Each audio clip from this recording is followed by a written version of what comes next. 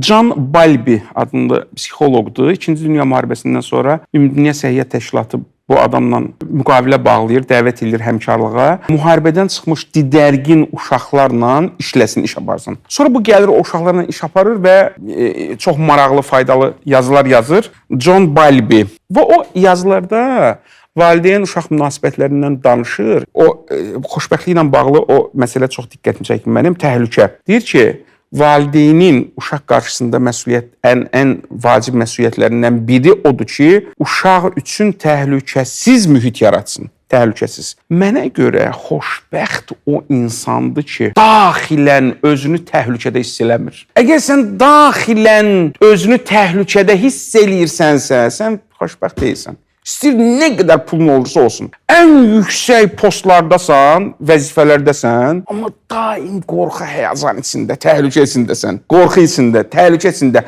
Birdən nəsə olar. Sən xoşbəxt deyilsən, bədbəxtsən, özü aldatma. Bu çox vacib məqamdır. Və yaxud sən başqasını xoşbəxt etmək istəyirsənsə, ay insan, həyat yoldaşını, övladını, dostunu.